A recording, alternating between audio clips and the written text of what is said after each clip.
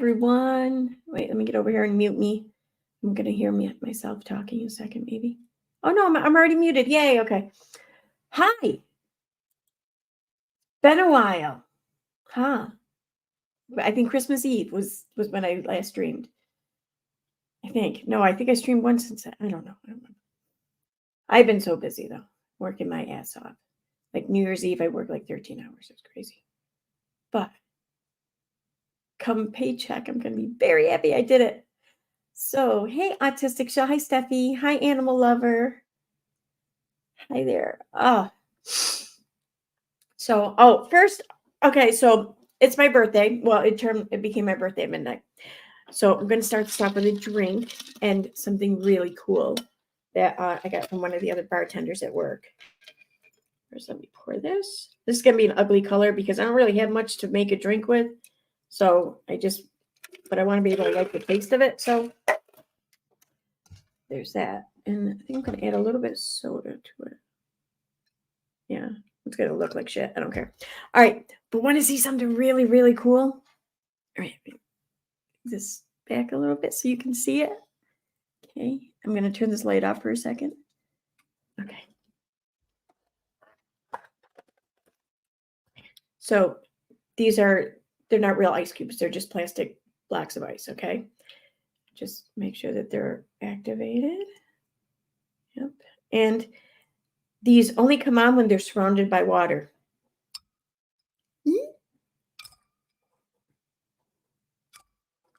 It's so cool. Isn't it so cool? I love them. I got a whole box of them. See? Anyway, we had these for New Year's and our special New Year's drinks. We put one of those ice cubes in, and I didn't realize how they came on. Like as soon as they fall in water, they feel like the pressure of the water or fluid on all sides. They come on, and they like almost pop right on. So the first one I did. I was putting in a champagne flute for a French. I forget. I don't know, French 75 or whatever it's called, 70. I don't know, whatever. I drop it in, and I thought it like popped or exploded at first. I was like, it made me jump. I was like, holy shit. I'm like, that was so cool. I was not expecting that. There was no warning at all. Now I'm getting hot. Okay. So, all right, let me do this. So I'm going to just jump right into it here. I've recently been introduced to Michelle the Bartender over on TikTok. And I think I can help clear up a few things. And I'm going to attempt to do that. But then I'm also going to have my own commentary to give on things. But I think I can help people maybe understand a little bit more of what's like going through her mind on certain things. But I also think I'm going to make people like really understand and be like, wow, it's even more fucked up. So I don't know. We'll wait and see. But yeah.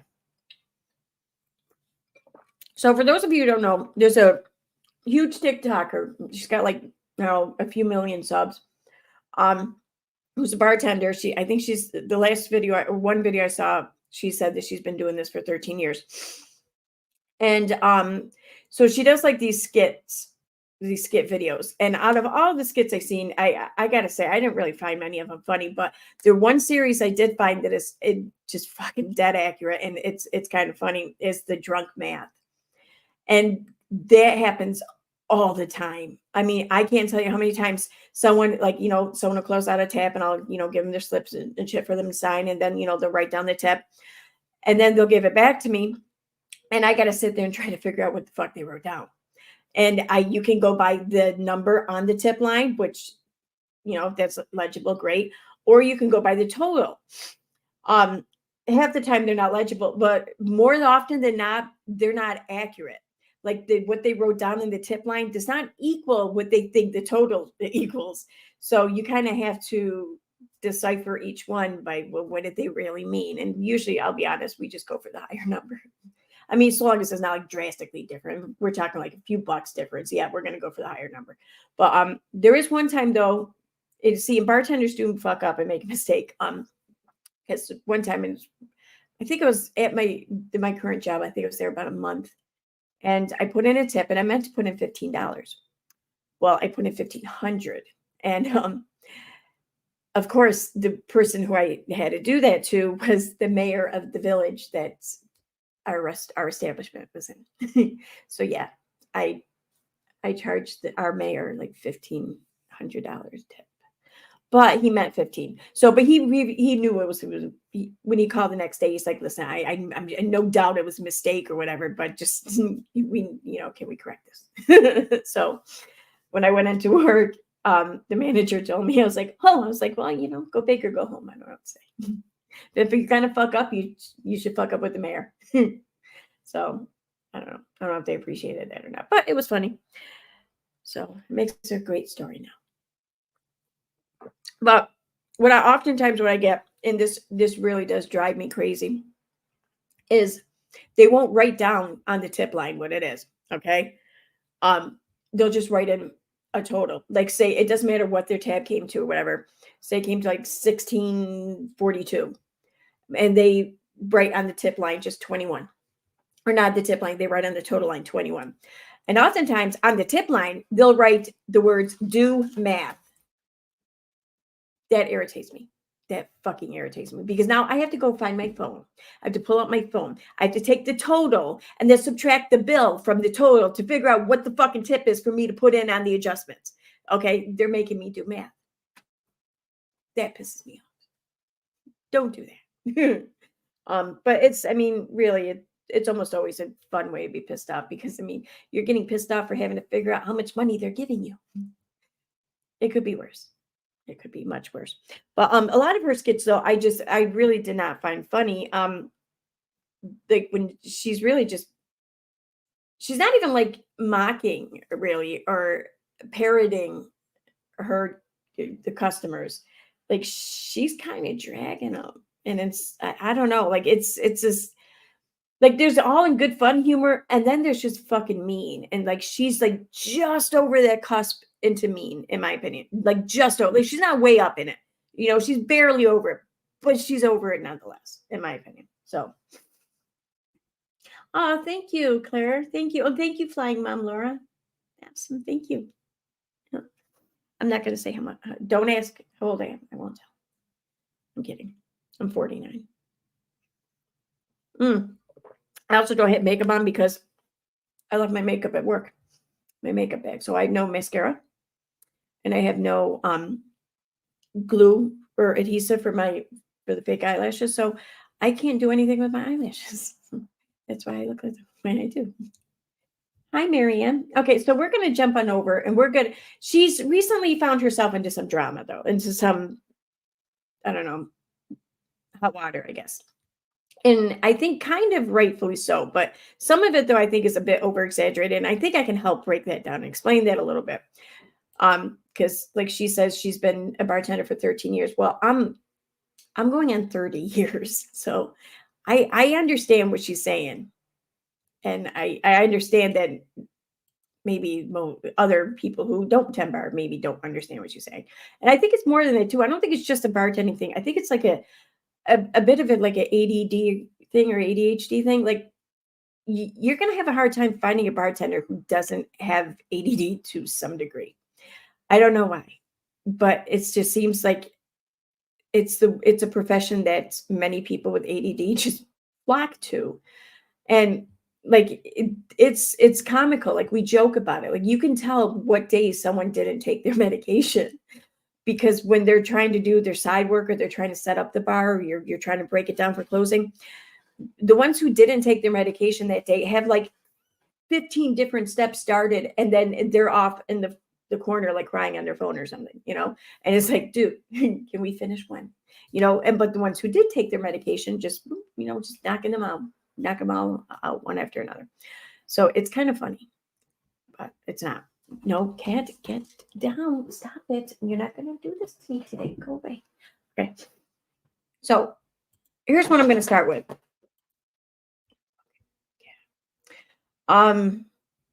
Which video do I want to play? Actually, let me pull up one of hers, because she has a YouTube channel now too. So let me see if I can find it.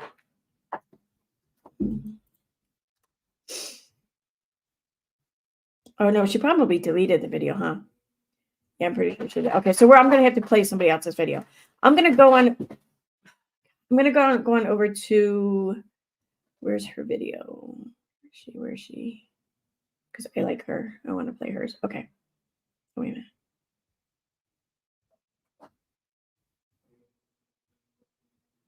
Okay, so I want to play a video from Angelica Oles. Every time I see her name, I want to say Angelica. I don't know why. The K just throws me off. Crazy. But she did a few videos talking about Michelle the bartender. Stop it, cat. Hey. Down. Oh wait, I got my water bottle, don't I? I can squirt. Oh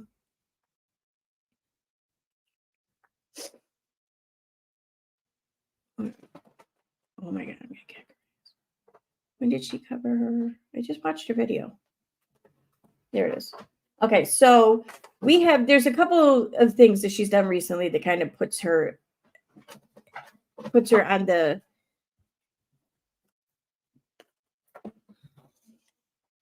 I don't know, the bitching about drama map, I guess. I don't know. So we're gonna start with, okay, TikTok bartender overshares. Now, apparently Michelle, she likes to complain about her husband a lot in her streams. Nothing wrong with that to a degree. But I want to point something out to someone here that I haven't seen anyone else consider or talk about. And I think that it's very important to consider before anyone gives much commentary on this. So let me go ahead and share this. I'm going to put the link to this video too in the description. There we go. So this is Angelica Oles. I keep wanting to say Angelica. It's crazy. So this is from 2 months ago.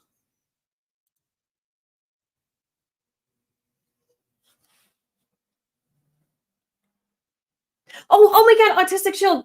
Oh my God, I'm such an asshole. I just saw that this morning. Thank you so much for the PayPal. Thank you so much for the birthday gift. Thank you. I'm so sorry. Oh my, I totally forgot about it. But yeah, I saw it this morning. Thank you. And Where the Miracles Fly. Thank you so much for the super sticker. That's so nice. Thank you.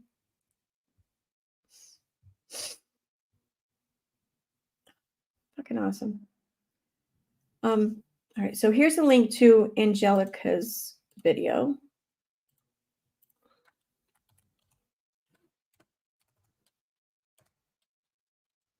This is not straight. I can't type when it's not straight.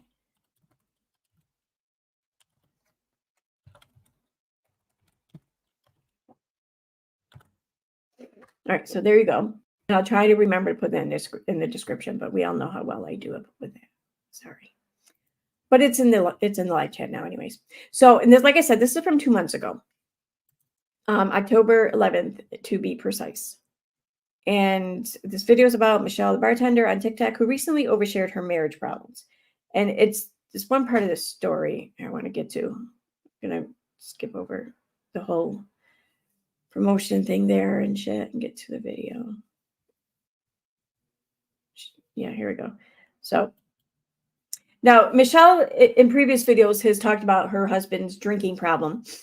She says that if he has one beer, then he has to drink all the beer. That's, I mean, I guess I can believe that. I mean, when you're a bartender, I think most bartenders, either they themselves end up with a bit of a drinking problem or they end up with someone with one, at least for a time, you know? So yeah, I can believe that. I don't know if it's quite to the extent that she makes it out to be, and I'm going to explain why I think that, but I'm going to let this play. Slush isn't enough to do anything. And so that's when I found her. She was pregnant. She's apparently given birth since then, and the baby's like 2. So amazing. So her and her husband live in this house, and she posts this TikTok, which starts very interestingly because she goes into like, oh, my husband doesn't. I want to play that. She wants to work at, and be like, what do you guys think about this one? Angry. You're pissed. All of this to say, there's new kind of drama on the block. I've seen this content creator before. Her name's Michelle, and she's a bartender on TikTok. She essentially posts either like kind of like those POV type scenarios where like she goes a really bad, like, or funny or weird customer bar situations that she's been through, or she posts some recipes for different drinks. She apparently also makes drinks at home. She has like a full stocked bar at home. She shows you how to make different cocktails as a bar person would. And she recently moved out of Charleston, where she lived since 2006, and her husband's lived in Charleston his whole life, so this is like a big move for them. They moved house, and now she's looking for a new job. And the thing is, to me, well, she's done 4.6 million followers on TikTok. I'm assuming she makes pretty decent money from TikTok in some capacity. So I don't even think she needs this bartending job, but without the bartending job, she can't make her content, if that makes sense. So now she needs to pick up a lower paid job to be able to make money from her higher paid job, which is TikTok. And that's really weird. It's a really weird dynamic. I don't know if anyone else has noticed this. She'll like walk around town and show potential places that she wants to work at and be like, what do you guys think about this one? And she's like, oh my God, I just got a job at blank. And I genuinely feel like it's like fun to her now to look for this job and probably not even care about the paycheck that she's going to get at the end of the month because she's on 5 million followers. So it does seem a bit like she's cosplaying now, like just like working, but I don't know, whatever. She did in the past like violate her own privacy quite a bit. She would say where she's working and exactly what time. Yeah, that's crazy. To like show up. She would film in her workplace. She now shows obviously like different places that she's interviewing for in the new town, and that's crazy. I mean, no establishment's going to like that, first of all, because especially if you have millions of followers on TikTok, then you're going to have a pretty good size hater base. That's just how it works. I mean, the more people who follow you, the more people are going to hate you. You know, it's just a numbers game. And there are oftentimes some people in the hater communities there who will go real life and contact your employer and shit like that. So, yeah, no establishment's going to like that. I mean, for that reason alone, you should not really do that. But where she's going to be now working, now that she took the job, like she's definitely violating her own privacy quite a bit. And I think people don't talk enough about, like, yeah, it's one thing to violate other people's privacy, but it's another to violate your own. So she was pregnant. And I remember I came across her content when she was pregnant because people would have a go at her for tasting her own drinks that she makes, like the alcoholic drinks in the bar. But she would pick it up in the straw, kind of like people do at bars. If you ever go to a bar, they'll make you a drink and then taste it to see if they made it correctly. She would do that, and then I'm pretty sure spit it out or just like swallow that one tiny bit of drink to make sure that she's still making a correct drink. And I know she had to explain to people like the alcohol content in one tiny slush isn't enough to do anything. And so that's when I found her. She was pregnant. I mean, what is it? I mean, a lot of doctors even today will still tell you can have like a glass of wine here and there throughout a pregnancy. And we're talking like a straw, like this much of a straw filled with fluid, that much. Yeah, you're fine. I mean, you don't have to. Sure, don't do it if you don't want to. But if you're a bartender and you try it just to make sure that something tastes right, you try that tiny little bit, you're not an asshole for that. You're not. So she's apparently given birth since then, and the baby's like 2. So amazing. So her and her husband live in this house, and she posts this TikTok, which starts very interestingly because she goes in. She didn't. I think it's this video, one part, whatever. Angelica here is telling a story about how Michelle got like wicked mad at her husband after she gave birth and she was hungry and he was tired. He didn't go out and get her food. But Angelica's telling a story like Michelle's just being totally unreasonable here. Fuck that. No. You know, I've been in that situation. After I had my first kid, okay, like I hadn't eaten, and now mind you, I was 9 months pregnant up until I gave birth. I hadn't eaten for like a day because I just couldn't eat anything, but I was so hungry, but I couldn't eat. And there's like no room anymore. I gave birth to a 10-pound baby. There was no room for food anymore. And I had been in labor for like 12 hours from like the start of like from the time contractions got close enough together to where I went to the hospital to the time I delivered was 12 hours. My first baby too. I was so fucking hungry afterwards that if anyone had told me, no, I'm not going to get your food, I would have ate their fucking face off. Okay. Yeah. So no, I'm sorry. I'm 100% of Michelle's team for this. Completely. Go get your fucking women food after they give birth. I'm sorry. Just do it. save your face. Into like, oh, my husband doesn't drink alcohol because once he starts, he cannot stop, and he will drink every single beer around him. Just found out that my house almost got robbed on Tuesday night. Yeah, I thought about not telling you guys this story because it's an embarrassing story for me and for my husband. But if it helps somebody, I'm gonna tell it. I know I've talked to you guys about how my husband doesn't drink because he can't drink, because he can't stop. Like once he has one beer, he has to drink every beer there is until they're all gone or the bar kicks him out or whatever. And I was like, whoa, that's actually cool being an alcoholic. Like, I hope you know, and I hope everyone watching this video knows that it is actually being an alcoholic. It's a form of alcoholism. Like not every alcoholic is the same in their addiction. Like what she's describing is more like binge drinking, which is absolutely a form of alcoholism. So yeah. If you have one drink and then you proceed to have 50 other drinks because you can't stop yourself, that is a problem. Whether this happens once a month, once a year, once a week, once a day, if you have no self-control as to how many drinks you are going to drink, that is a problem, and you are not an alcohol person. You should stop drinking alcohol. And I know it's not easy, but by that, I mean, you should probably go to rehab and like figure that out, because a substance should never have this much control over your life. So she starts with that, which I think is a hot start anyway, and then proceeds to tell the story of how her husband had some people over, had like 6 beers. She goes to bed. She wakes up in the middle of the night, 3 a.m. Her husband's back from the bar because he took an Uber to the bar to drink with other people because he didn't want to drink alone. And he brought a man back. I'm going to jump in here too and say that whether you're a bartender or not, but even especially if you're a bartender, it's not at all uncommon to have people at your house for after hours. It's not. Now if you're a new mother or something and and you live with your man and he shows up with someone, yeah, that may be uncommon, but having people in your home after hours is not an uncommon thing. And oftentimes there will be some people there you don't even know. So I'm going to say that her husband going out, having a few drinks, befriending someone, and then they going back for a couple of after hour drinks, I'm going to say that it's really not out of the ordinary. It may not be a frequent thing, but it happens sometimes. It does. So usually it's a guy and a girl though. Yeah. I'm kidding. Well, sometimes. To their house, who was planning on robbing them. After that couple left that my husband over, it had 8 years during the time that they were at the house. It wasn't very, after they left, went to bed. By the time it's like 11:30 p.m. and my husband still wanted to drink more and not by himself.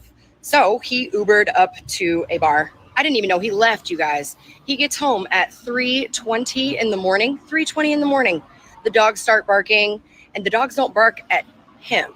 So I knew somebody was with him. So I get up out of bed, and I'm immediately pissed off when I see the time. Okay, I walk out there. I'm a raging bitch. Okay, because why the my husband is like in the refrigerator trying to scrounge up something. I don't know what he's doing. I see this guy, he's walking around our whole house, scoping it out. But I didn't really think anything of that, right?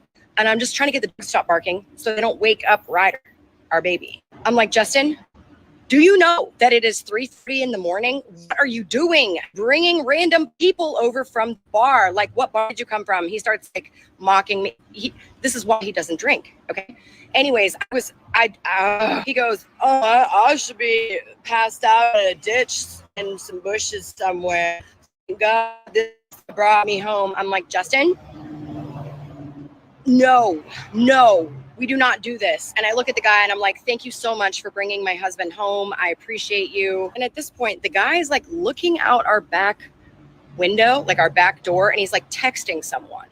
And again, I didn't think anything of this. Like, my husband is one of those people that whenever he gets any type of alcohol in him, he trusts everyone.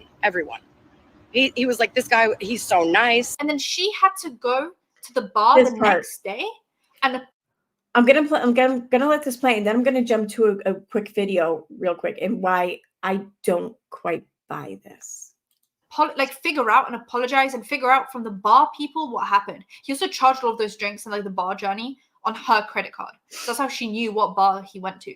And she went, and the lady there explained what happened. The lady's also very sus, because I'm pretty sure she was like kind of in on the like robbing a little bit, but she tried to act like she wasn't. This was all happening Wednesday morning at 3:30 in the morning. Fast forward to Wednesday early evening, I go to the bar that my husband had spent the bar tab on my credit card, right? I saw the name of the bar. I was like, well, let me go see and let me go apologize. Right? So I go there, I order one beer. Before you know it, the bartender is talking to somebody else about, she's describing a guy that sounds just like my husband. And I was like, wait, was he tall? And I like interjected a little bit. She turns to me and she's like, yeah. And she describes my husband. And I'm like, oh, my husband was here last night and that's him. She goes, oh, did you guys just move from Charlotte?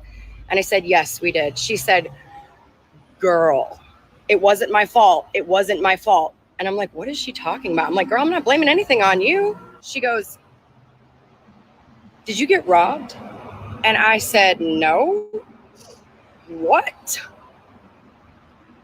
Yeah, you better elaborate on that. Okay. Let's just, okay. What happened? She said, I'm so sorry. I begged them not to do it. And I'm like, not to do what? Beg who? What? She said, your husband, we had to cut him off. This is why he doesn't drink. Okay. And his phone was dead, so he couldn't order an Uber. She said, I tried to order him an Uber and he wouldn't let me do it. He was like going to get in the car with these dudes that were going to bring him home. And we'll jump back to that in a moment. I'm going to place another video of hers real quick. It's only like a minute long, but I didn't pull it up. Okay, here it is. So, like I said, she does these skits. Okay, I pretty much the drunk math ones I find funny and to be right on point. But the majority of them I don't find to really be that funny. And this is one of them.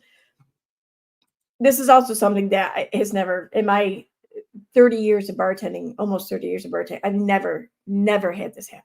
Not once. But anyway. And I've worked at some, see, I think that depending on the place you work is what kind of customer bullshit you're going to get.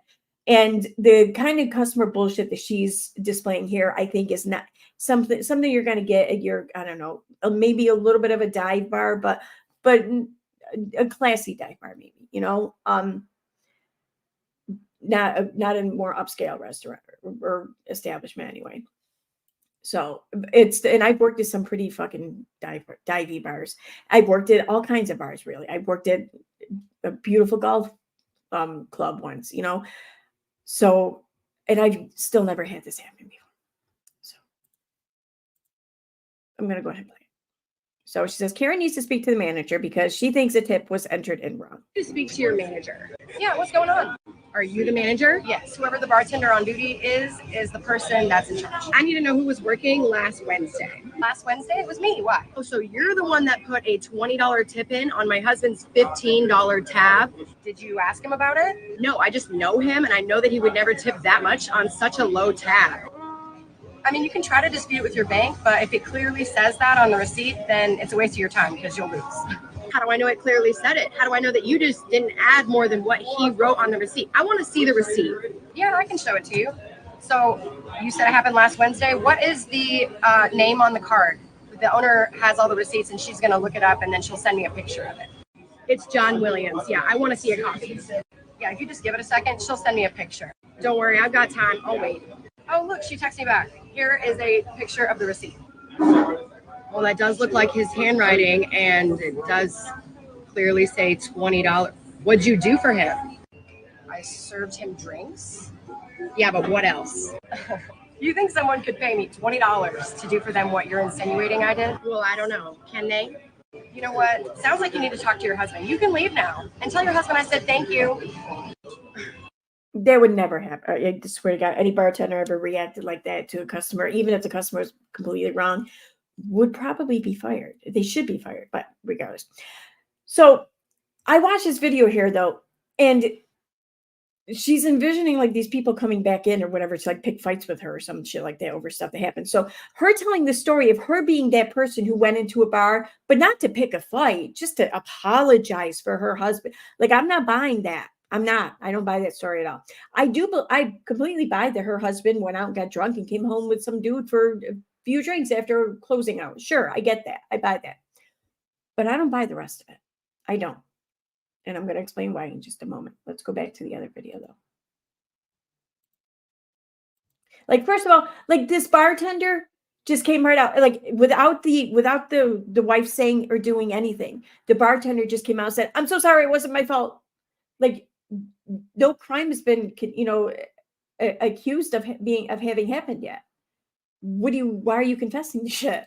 Like, no one would do that. Even if the woman came in there saying, "Listen, we were fucking robbed that night," I can't think of any bartender who would still sit there and say, "I'm so sorry, it's not my fault." They would just sit there and keep their fucking mouth shut, because they clearly are the ones who robbed the house, right? Because they didn't.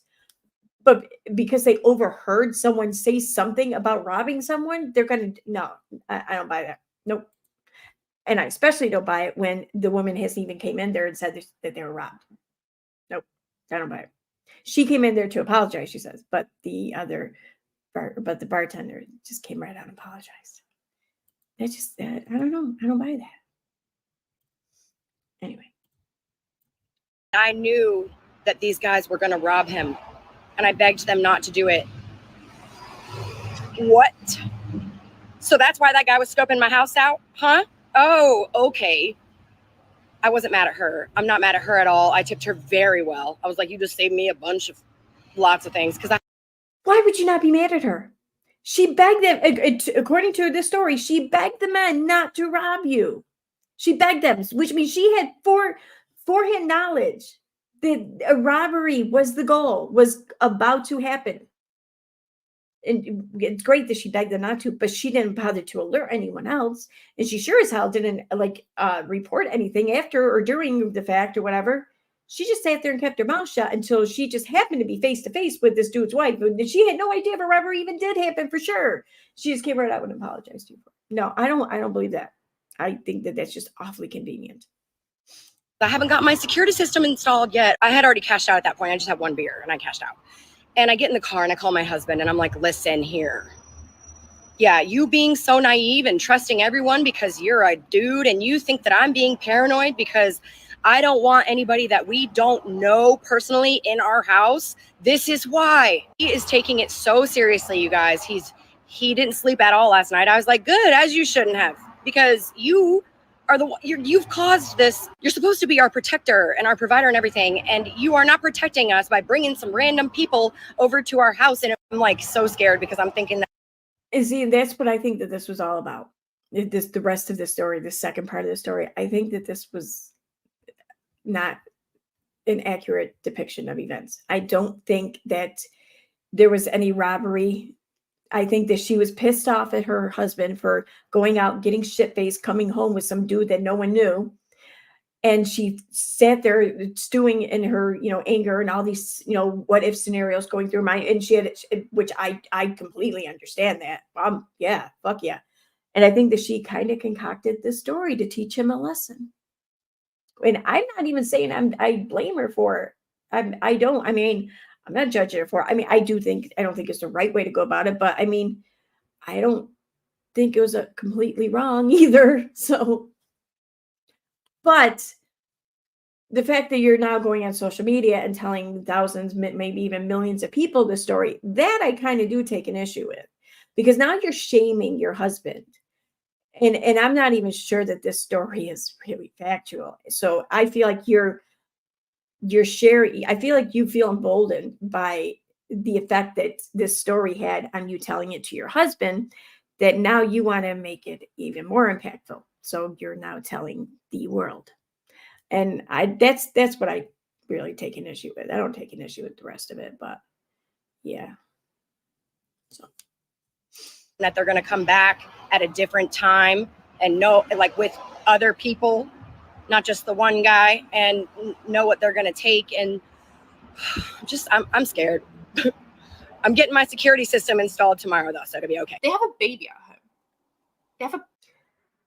She didn't say anything about going to the authorities though, right? I didn't hear that anyway. And I don't hear that going forward. So I'm wondering how scared really the fear was there. And now maybe she just isn't the type that scares easily. Okay, fine. But then why even say it? It just feels like that's just another added part to the story, in my opinion. they have a baby at home. His baby, his child, his like half of his DNA is in this house, and he not only knows that he shouldn't be drinking, but he started drinking instead of just going to bed. He took himself to a. Sorry, I wasn't looking at chat there for a minute. Let me go back here. Oh, good night, Autistic Shell. Thank you.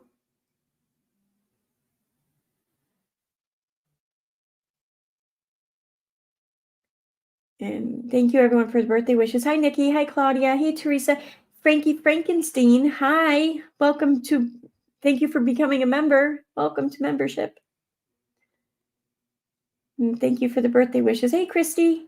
Hey, yeah, I signed back on the other night. I might go on, too, after the stream on Call of Duty. Hey, Animal Lover. I think I said hi. I'm saying hi again. And what's it? Oh my God, where the miracles fly. Thank you so much for the super sticker. Thank you. Thank you for his birthday wishes. Oh yeah, I wanted to just throw out there too, because I've been seeing some people here, people have been sending me screenshots of comments being made, but that court date I had coming up in January, it looks like it's going to be sometime in February now. So just want to just update people on that, and just, that's all I have to say about that at the moment. So, all right, let's head on back here. Bar, and then drove back home with a stranger who he let into the house. And then when she was trying to call him out, bear in mind, she was also talking to him like he was a child, which he kind of is. Like she talks to him the same way she talks to her baby when her baby like spills a drink or something. No, like he literally put your life at risk. I don't know. Like if she hadn't woken up, chances are she would have woken up to a robbed house. But the fact that she also woke up is also a bad thing in itself, because now the robber has seen her face. And sometimes these people, in the spur of the moment, they don't want to get arrested. Like who says, that she wouldn't have called the police, let's say. I'm not saying that it's not possible for some strange guy to come back to the house with you with the intent of robbing you. Sure, that's entirely possible. And that does happen. But by and large, it does not happen more often. So chances are the dude was probably just as drunk as her husband and just was looking maybe to party a little bit more, have a few more drinks or whatever, just didn't want to quite end the night yet, whatever. That chances are that's all it was. He could have killed her.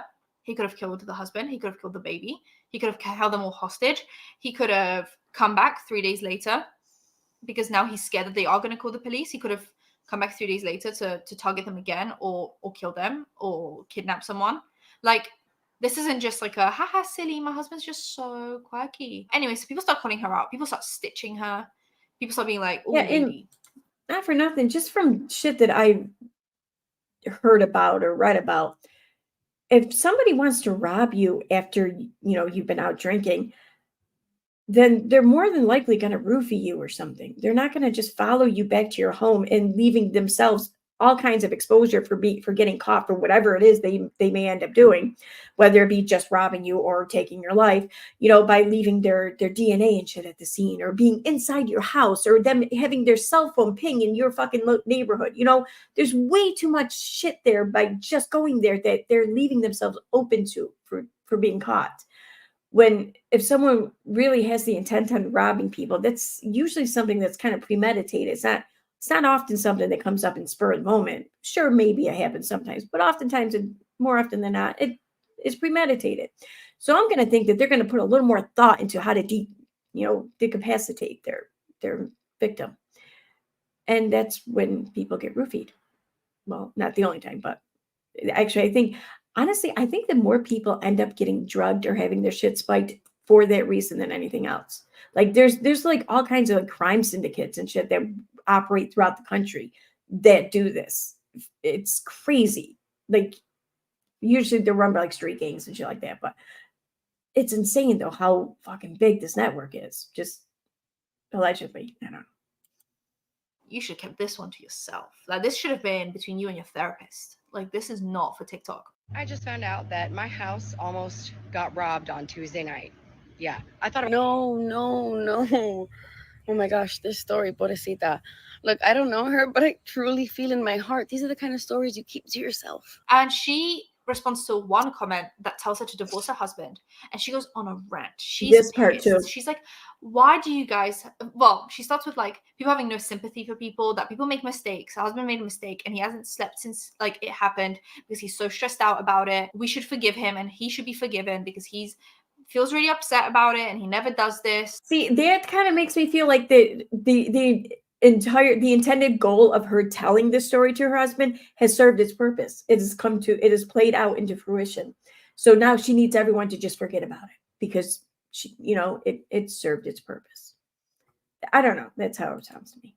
And now he's learned his lesson. Now that a stranger came into his house at 3 a.m. and put his family at risk, now he knows that he shouldn't drink alcohol.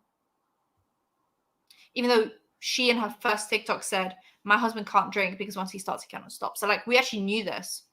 We all knew this. My husband just found out now. You know what's so stupid is that y'all are giving me advice like this. Have you never made a mistake when you were drunk? It was a pretty serious mistake, and I get that. And so does my husband. Yeah, I think a lot of us have made mistakes when we're drunk. But the thing is that we don't have our partner displaying our mistake for the entire world to commentate on. And that's what you're doing. So, of course, you're going to get people commentating on this mistake. And now you're going to bitch about it. Like you asked for, I hate to say, I don't want to sound like I'm victim shaming here, but she's not a victim here. Let's be honest. But she did. This is exactly what she's asking for by putting something out there on social media for the purpose of being viewed by viewers. I'm sorry, but and the same goes for anyone, even me with my meager sized channel in comparison to hers. If I'm putting something out there, it's because I want people to watch it. Sure, and I'd love people to talk about it, even if I don't like what they're saying, because it's better to be talked about than not talked about at all, even if it's talked about poorly. So it's kind of the whole goal of everything. I mean, for granted, my goal isn't for people to talk poorly about me, but it's the talking that's the goal. So you can't really whine that you got your wish, He understands that too. We did not get robbed. Probably because my crazy ass came out there and we have dogs, and then the guy probably saw all the little kid toys and was like, he's got a wife and she's not drunk. And look, he's got a kid, and look, they have dogs and they don't sound small. I think my husband is lucky that I came out all sober and bitchy in this case because I done saw his face. And I had. Now she's the hero of the story, which, I mean, she may, if this were to have happened, this may very well be true, what she's saying. But I'm of the belief that this part isn't true. But the way she's telling the story now, she saved everyone, Dogs barking in the background, because you know what I think he was planning on doing? I think he was planning on waiting for my husband to pass out, and then he was going to rob him. But he didn't realize he was coming home to a wife and a kid and dogs, and I saw his face. See, and I call bullshit to that, because you mean to tell me that the entire time that this man was out drinking with your husband didn't once talk about his wife or his kid? I mean, if that's true, then I'd be more concerned about that, I think. I don't know. Like, that made things probably more complicated. I think that's the problem with our society now, though, is that everybody thinks that if somebody messes up, that they need a divorce. Like, my husband is taking full responsibility for this. He realizes what he's done. We do love each other, and that is a choice that you make in marriage. And we're doing our best. We just moved from a city that my husband has never lived outside of. And I've been living in Charlotte since 2006. So yeah, we're stressed the fuck out. But before you judge somebody else, maybe you should remove the log in your own eye. Because if you've never made a mistake ever in your life, then come talk to me. And marriage does take work every single day. But didn't I say, for better or for worse? Yeah, this is the worst. Again, she's the heroine. I don't know. It's just the way that comes off to me. Anyway, so that's not even this is just a small part of it. There's another story involving her that I think this is the one that really kind of pisses me off. This is the one that's kind of fucked up, in my opinion.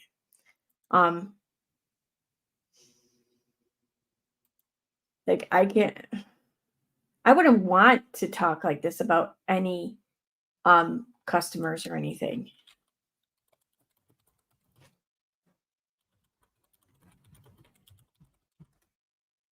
Go get down. Come on. Go. All right. So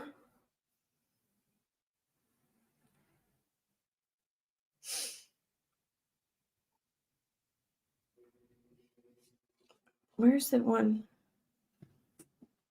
Down.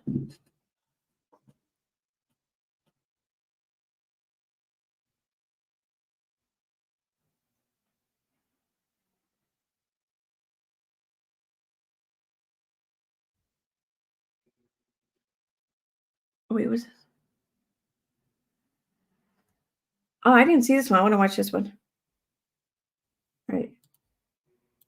I think that this one has the part of the story, anyways, that I was talking about in it. I don't know.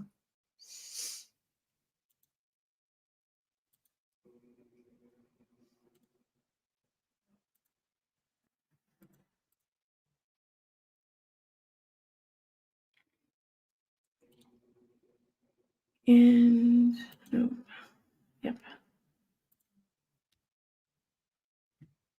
Included ableist comments and drew a ton of Oh, backlash okay, from yeah. fans. It On is. top of this, a friend of the story subject posted a video calling out Michelle for completely making up the story. Now, Reddit threads are being posted about the situation, with regulars of Michelle's bar calling her out for continuously awful behavior. And I pulled together the entire timeline and all of the best comments, so at the end, you can decide if Michelle is in the wrong. But first, hi, I'm Austin. I make videos staying caught up on the latest internet drama and news, so if that sounds like your thing, feel free to stick around. And if you have any ideas for upcoming videos, feel free to send them to me over on my Instagram, Twitter, or TikTok. Now, we're just going to jump right into it. The story begins with Michelle Bell XO on TikTok, a 35-year-old bartender Okay, working so at this is the story I was talking about. This is what kind of pissed me off. She's tell one of the things she does on her TikTok is she tells stories about, you know, just the adventures in bartending, you know, with, you know, certain customers or, you know, situations or whatever, which is fine if it's done in a generic sense. And usually if the story had happened some time ago and not recently, definitely not happened at the place you're currently employed at. But you know, that's not what's going on here. She's talking about a very recent story at a place she's currently employed at, and it's being told in a way that if anyone's been in that bar before, they'll know exactly who she's talking about. Uncle Jesse's Honky Tonk in Raleigh, North Carolina. Michelle has over 4.3 million followers on TikTok, and she's not afraid of sharing when and where she works. However, apparently this wasn't the best idea because just a few months ago, she had to stop putting out her work schedule. On top of this, she enjoys posting content about bartending stuff, which includes stories about bad customers. Michelle tends to have more of a type A personality when it comes to making content, but a recent story time of hers drew a lot of criticism due to the way she seemingly attacked an innocent. Before we go into this, I want to try and explain something about about what I don't think people realize for what it's like to be a bartender. Especially if from the kind of establishment she's working in, it sounds like it's a place where it has a periodic slow times, you know, like during the week or during the day or whatever. So she probably has like a lot of the same regulars coming in and stuff, you know, like very routine. And it sounds like it's not very loud or chaotic or whatever there, but when, you know, nighttime rolls around, it sounds like that this is the kind of place that does get rowdy then, and will be like, you know, 2, 3, 4 deep at the bar or whatever. But for the most part though, during the daytime and shit like that, it's not quite like that. So in a bar like that, it's kind of up to you to not just serve drinks or whatever, you know, make sure everyone's comfortable and has all the food and drinks that they want, but you also kind of have to be entertainment. So you have to break balls, you have to tell stories, you have to be witty and come back with banter a lot, you know. And you kind of have to step out of your comfort zone sometimes to do this. And oftentimes you just find yourself just saying shit, you for a second there, you're like, what am I even fucking saying? What am I talking about? Like, you know, and it's because it's almost like you're an MC, you know, and you just have to keep talking sometimes. And I don't think that many people take that into consideration for bartenders, you know, because you're like the host of the day, I guess, maybe at that establishment. Um, I mean, you're not the only one there. Chances are you have another bartender there, maybe if it's that busy, or the customers will even participate with being, you know, the entertainment or whatever. But you're kind of like the MC. You're kind of like the one leading the show. So I think that a lot of people just don't realize that sometimes you kind of get used to that, and you kind of find yourself doing that even when you're not bartending, because, well, it needs to be done and no one else is doing it.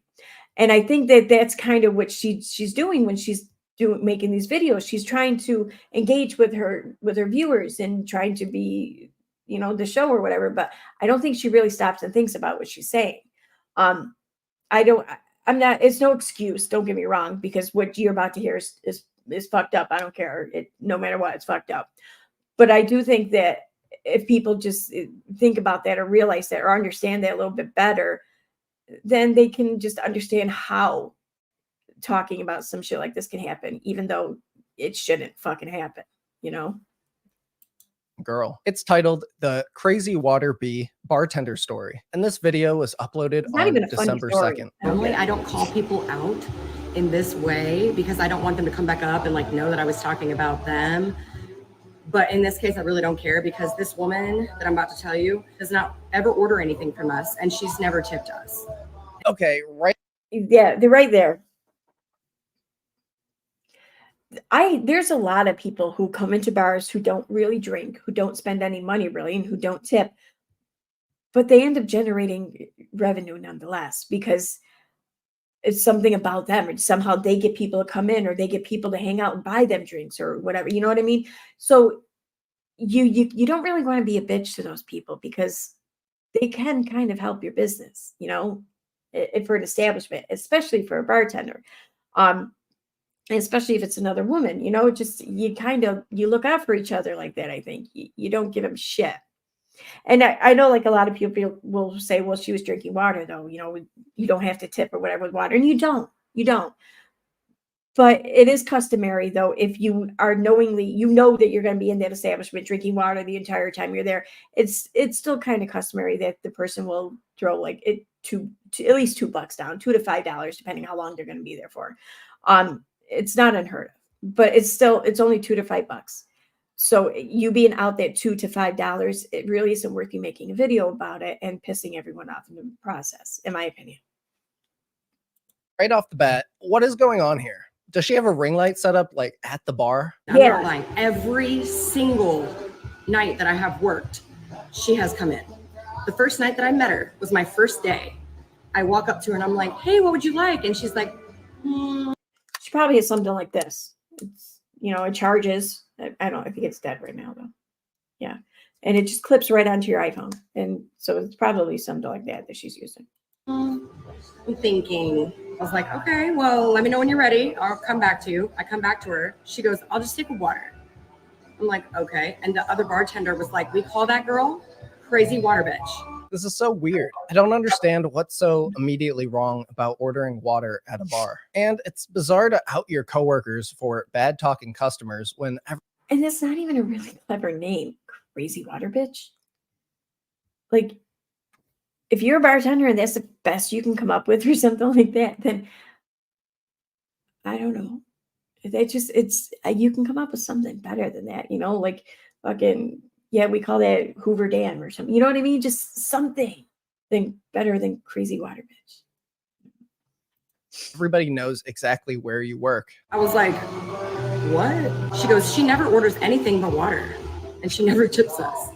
She comes here to prey on men. I said, well, has she ever gone home with any of them? She said, sometimes. And we never see that guy again. What? One of the other bartenders was like, yeah, I'm pretty sure she like takes dudes home and like hides them in her basement or something. What the hell are you talking about? It's just insane to openly admit to. See, and this is a perfect example of like kind of banter I was saying earlier. Only usually when it's being said under the guise of being a joke, you know, where like improv almost, if you will. But when you're telling this to a whole bunch of people on TikTok who aren't bartenders, they're not in on the joke. They don't get it. they think you're serious. So you probably don't go saying the shit to them, you know, you amongst yourselves as bartenders, or like, you know, amongst people in the bar or something, which I don't ever talk about customers to other customers in the bar. Just don't ever do that.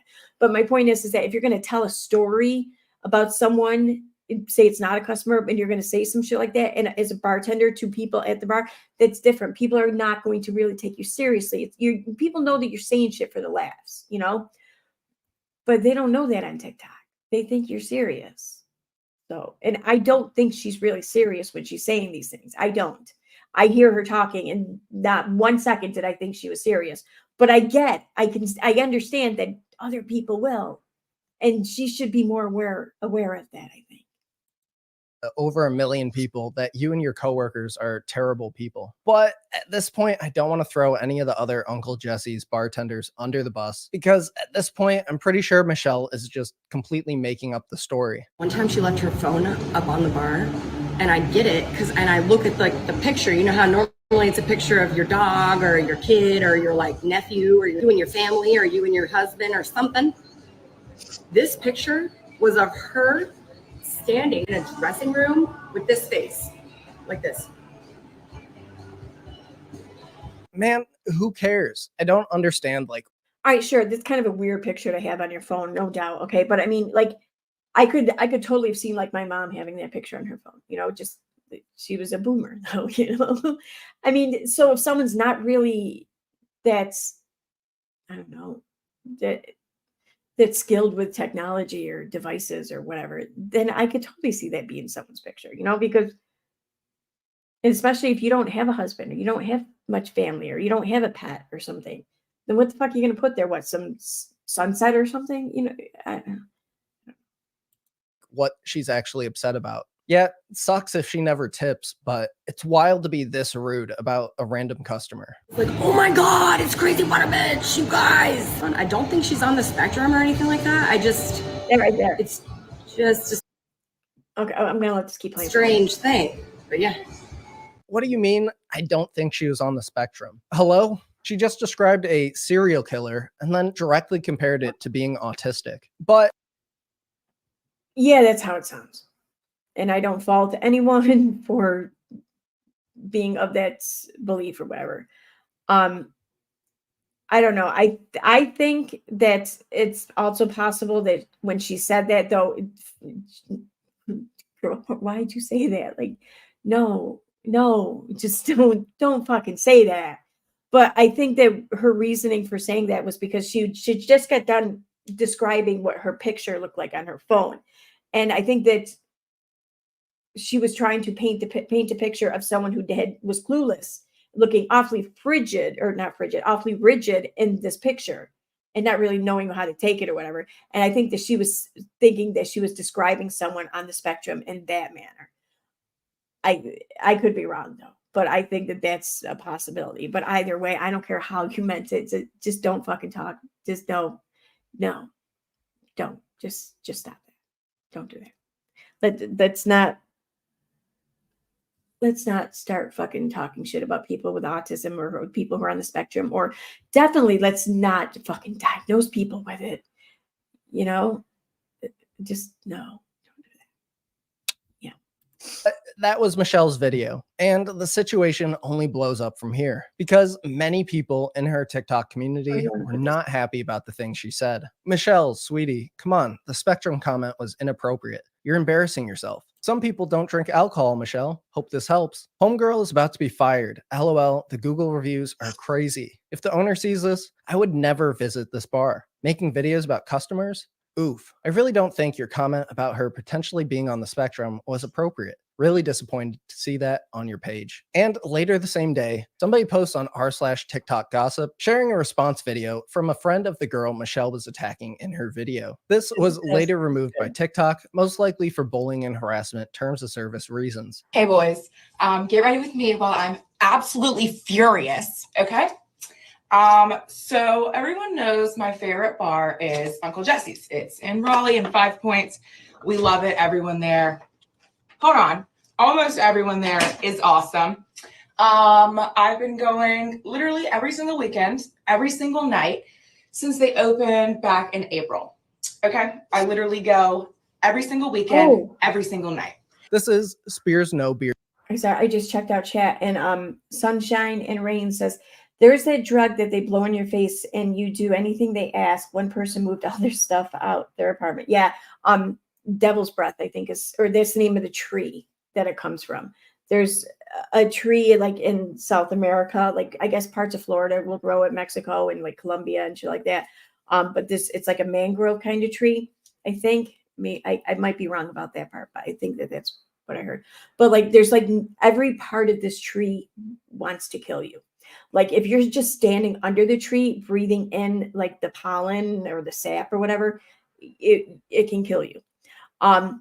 The seeds can kill you. Touching the leaves can kill you. Like every part of this tree wants to kill you. But I think it's the seeds where there's a hallucinogen that's derived from it. And that's this drug that Sunshine and Rain's talking about. I think it's the seeds anyways that gets turned into this hallucinogen. And what it does is it just makes you 100% compliant. It doesn't make you go to sleep. It doesn't incapacitate you. You can hold a conversation. No one else would be any the wiser, but you agree to do everything that people are taken to ATMs and said, withdraw all your money and give it to me. And they do, and then they go home and then they eventually go to sleep and then they wake up and they have no memory of what happened. None, nothing. And all they have to do is blow it in your face. That's it. In fact, I watched a video. Was it yesterday? I think it was yesterday about Lady Bird Lake. I think it's in Austin, Texas. It's in Texas. I think it's Austin.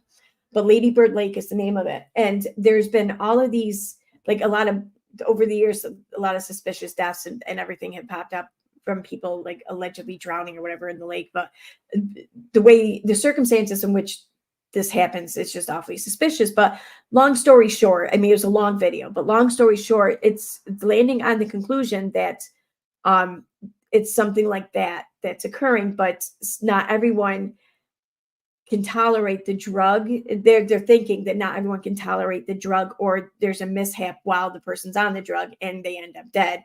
And that's when they end up in the lake. So they think that in addition to the people who've ended up, found dead in the lake, there's a whole bunch of other victims who just don't have any recollection of being robbed and shit like that until they realize they don't have their shit anymore. And yeah, man, I guess like the police are like doing nothing about it. And I don't know. The one video I watched though, I didn't really like, the guy was insinuating that like bartenders are like behind this shit, that like people go to like ABC bartending school, whatever. And like that's where like this crime racket could be stemming from. Like, I didn't appreciate that. I really didn't, because I don't know, just, we're not all, we want to get your money. We do. We want your fucking money. We just want you to give it to us, but knowingly and willfully give it to us. We don't want to have to trick you out of it. It's more of a challenge that way. Anyway. Years too on TikTok, and she admittedly loves going to Uncle Jesse's and has even worked for them before. And there's this new bartender named Michelle. She came from Charlotte. She can go right on back because all she has done, I forgot. I helped do some social media stuff for Uncle Jesse's. With that being said, the things that she posts and says reflect so negatively on us. I'm surprised bartenders are just making TikToks now, doxing where they work. I feel like we'll be seeing way more Michelle type situations where one bad TikTok tanks the bar's Google and Yelp reviews. Right this second, she has a video up. See, there are some videos that I really enjoy that are done by bartenders, like the ones like what your drink says about you. Michelle does some of those. And I gotta say, I don't really find hers funny. In fact, I find most of hers just fucking downright mean, but definitely not funny. And I don't really understand what exactly she's saying about everyone either, with what she's saying about what the drink says about them, because it doesn't make sense. It's very vague. It's okay. It's almost like just spouting out cliches at that point. But I really love other people's take on that. So, talking badly about one of my friends who is a sober queen. She doesn't drink. She's never bought a drink there. That's crap, because she drinks on occasion. So Michelle's story time had to be made up because actually she didn't even target the right girl. I've never paid for anything there, Michelle. I've never tipped anyone there. I get water. I get a Shirley Temple. I talk to them. They like me. I'm nice. They're nice. Okay, saying you never tip is kind of wild. Like, you should still tip even if you just get a soda. But yeah, Michelle has to be completely lying about this crazy water bee if this girl is saying she's never had a bad experience with the other bartenders. The fact that you have to get on here and say, oh, we think she goes home with guys. No one else, none of the other bartenders are saying this. Like, you're literally just saying this. You're making everyone look bad when it's just you. Y'all, I'm so mad. I'm furious. I'm furious. The fact that she's talking badly about someone who comes to the bar and drinks water, this girl, she does drink on occasion. I never drink. So the fact that she's sitting on the internet, like imitating, doing her little skits, talking about someone saying, oh, she goes home with guys, but we never see them again. She locks them in her dungeon. Saying like, oh, I don't think she's on the spectrum, but she might be. Like, this is literally my friend you're talking about. It's insane Michelle's regular content includes talking crap about customers. Imagine if every now and then I just posted a video roasting a random one of my subscribers in the most out-of-pocket way. I went through a few of Michelle's past videos, and it's obvious she has a history of being degrading towards marginalized groups of people. Michelle, are you okay, hun? I've noticed you've been getting hammered every day. Either you think I'm hammered or I'm cracked out. There was like a huge rumor going around about like that I was on meth or something. Do meth heads have teeth like this? No. You see any sores on my face? But not everyone smokes it. I mean, I don't think she's on meth. I'm just kidding. What do y'all think that I'm on? After hearing the on the spectrum comment earlier, I'm not surprised. But back to the response video. Michelle, if you're seeing this, fuck you. I literally just went down there and told her to delete the video. This is bullying and harassment. And the only things I have said are absolute facts. Like, how are you going to work for a job and talk bad about the customers? Yeah, that's crazy. Like, how are you going to do that? How trashy, how embarrassing are you? You're making us look so bad.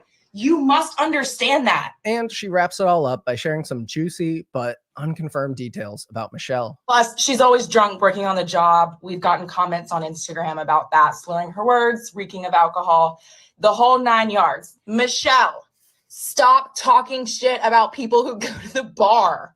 We're people. I can see that. I can. I mean, I don't know. I'm not saying that this is the case. I don't know. I have no idea. Nothing to blame. Nothing I've seen to lead me to that conclusion, but I've seen nothing to lead me away from it either. So I don't know. Fucking people, and you suck. And I really hope that you raise babies better than the way that you act towards people. Because imagine someone saying that to your kid. Following this, many other Raleigh, North Carolina bargoers share their experiences regarding Michelle. I live in Raleigh, and I can tell you right now, I've only heard bad things about Michelle working there. Uncle Jesse's is a new bar that was getting popular, and Michelle is turning people off. Someone else replied to this, saying, I'm also in Raleigh, and I've heard the same. We were at brunch the other day, and some girls behind us were laughing about Michelle and saying it sucks she works there because they don't want to be used as her next story time. Another person said, 100%. I grew up in Raleigh, and a lot of my friends. I have no doubt that this is true, but for every one person, I think, or one comment or whatever you're hearing saying, I refuse to go there. I don't want to be her next storyline. There's, I bet, at least like 20 that are going there in hopes of being her next storyline. Seriously, people are fucked up. We're fucked up. I'm fucked up. We're all fucked up. Still live there. They went to Uncle Jesse's like every night all summer, but stopped because of Michelle. Someone asked, why do you think the owners decided to hire her? More publicity for the bar? Do people actually come there to see her and have her make them drinks? And the original commenter replied, both. I think they decided to hire her because they knew it'd get their name out there since she has a large following and says where she works. I don't know if this has been made clear, but this bar is a newer spot, like opened within the past year, and it's been getting popular. I'm in my early 20s and know a lot of people that go. I think that she might draw people in a little, but since it's a new place, a lot of people are trying it for the first time anyway. So it's not like their only incentive to go is to see Michelle. But after the situation, I don't know if many people will feel that way. I don't know a single person my age in Raleigh who, one, hasn't heard of this, and two, doesn't think Michelle is trash at this point. We also saw other bartenders. And I no doubt that maybe may even be large true. Like, I don't doubt that most people who hear about Michelle or meet or come across Michelle dislike her or despise her. I don't doubt that. But that's not going to deter people from going there. And some people, a very small amount of people, I think maybe will. But the majority of people, most people, are going to want to go there because of this. It's like the whole Howard Stern thing. I remember from the movie Their Private Parts, the Washington D.C. I think it was the Washington D.C. station. Maybe it was in New York. No, I think it was the D.C. station. People, they were wondering why people kept tuning into him, if they were so disgusted by Howard Stern. Why did people keep turning in every morning? And the thing is that people turned in. Yeah, they hated him. They thought he was disgusting, but they wanted to see what he was going to do next. You know, so it's the curiosity factor. You know, whatever. And that's what it's going to win out every time. Every time.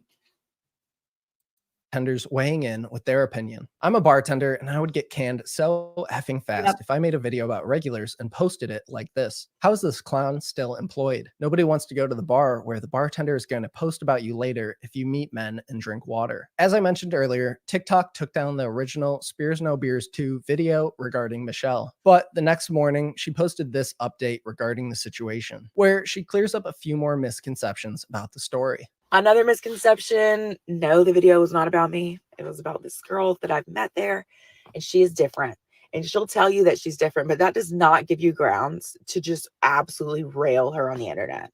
Like, that's just in making up stuff just for views. Like, we get hate on Google reviews, we get comments, we get DMs constantly because this girl's such a hater on the internet.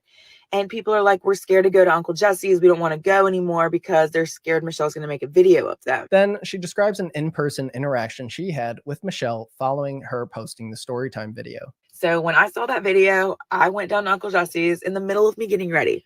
I live like 2 minutes away.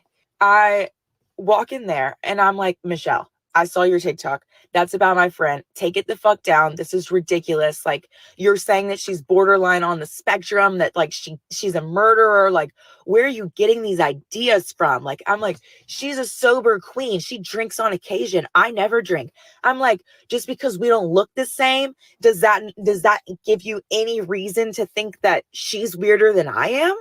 Like, I'm just as fucking weird. And she was like, what? No. And I was like, delete the fucking TikTok, Michelle. Look, I'm not sure if this all actually happened, but here's the thing. One of the first things I learned bartending, and I don't mean like I learned in bartending school or anything like that. I mean, I just learned like through experience on the job, whatever. Was one of the first things said to me as a bartender: keep your eyes and ears open and your mouth shut. And yeah, you're not legally, obligated to confidentiality of your customers or any stupid shit like that. Yeah, for sure. Okay, that's fine. But if you want people to keep coming back, they want to know that, because I mean, you got to think about it. People are sitting there in the bar, they're getting shit-faced, they're getting drunk, they're losing all their inhibitions, okay, and willfully doing so. So they know that they're probably going to be exposing themselves in one way, shape, or form, exposing something about themselves that they wouldn't normally have put out there for people to know about. You kind of, anyone who's gotten drunk before knows that that's going to happen to some degree.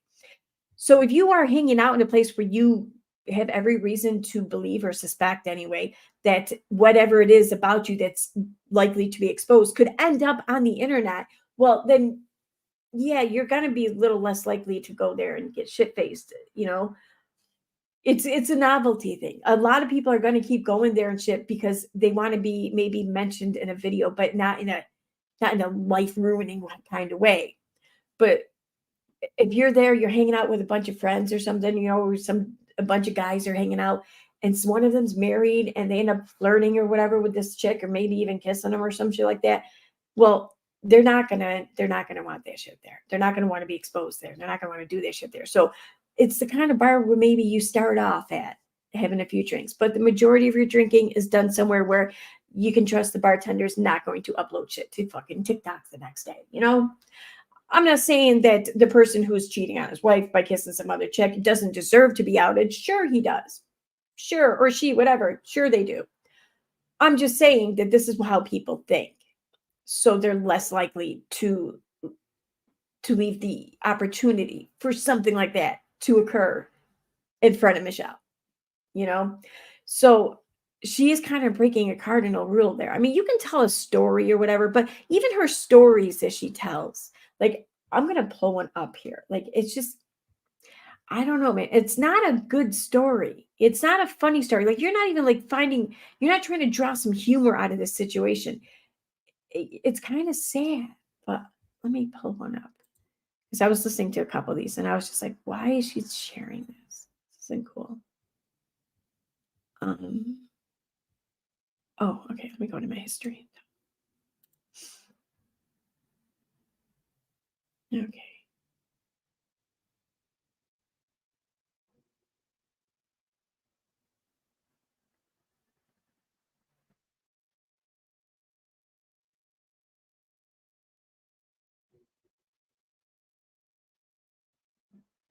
Oh my God. So I forgot how stupid some of these were. Okay. So this one here though is crazy bartender stories where a girl finds out her boyfriend is married. Like it's I don't know.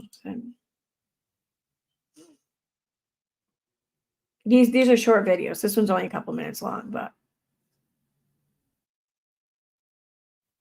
okay. And this coming right from Michelle's YouTube channel. So I'll put the link in the chat.